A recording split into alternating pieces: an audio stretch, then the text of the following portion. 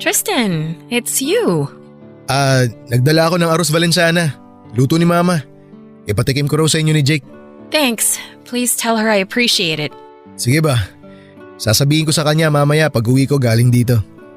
What do you mean? So you're staying here for a while? But Jake isn't here, so I think maybe you should go. Ito naman oh. Kararating ko pa lang, pinaalis mo na ako agad. Seriously, what do you want? I didn't invite you to come. Gusto ko lang naman makipagkumustahan. Masama ba yun? Tagal din kaya natin di nagkita. I know, but I don't want you here, okay? Bakit naman?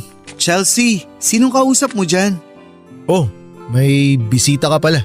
Kararating ko lang din. Bakit pinapauwi mo siya?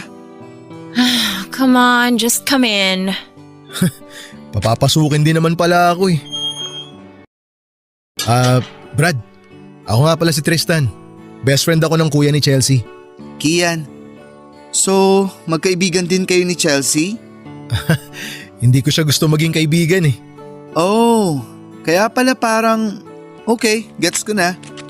Pero since nandito ka na, sabayan mo na lang kaming magapunan. You don't get to invite him to dinner, Kian. This isn't your house. Ano ka ba? It wouldn't hurt if you were a little nicer to him. Kahit ngayong gabi lang, okay? Fine. Brad, salamat ha. Mabuti pa, kumain na tayo. Tikman na natin yung dala mong arroz valenciana. Tara, Chelsea.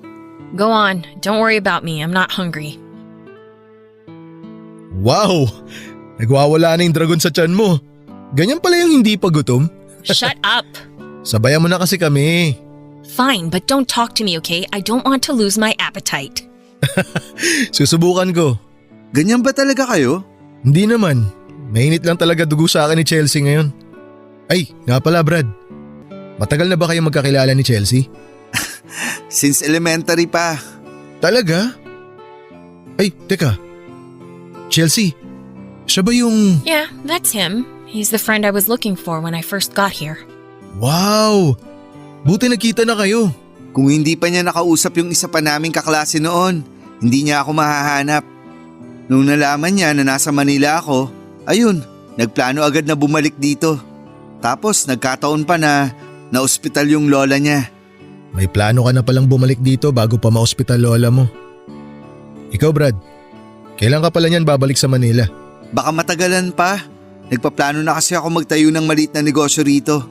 Actually, magkasosyo kami ni Chelsea at sinimulan ko na yung pagpaparenovate ng nabili naming beauty parlor.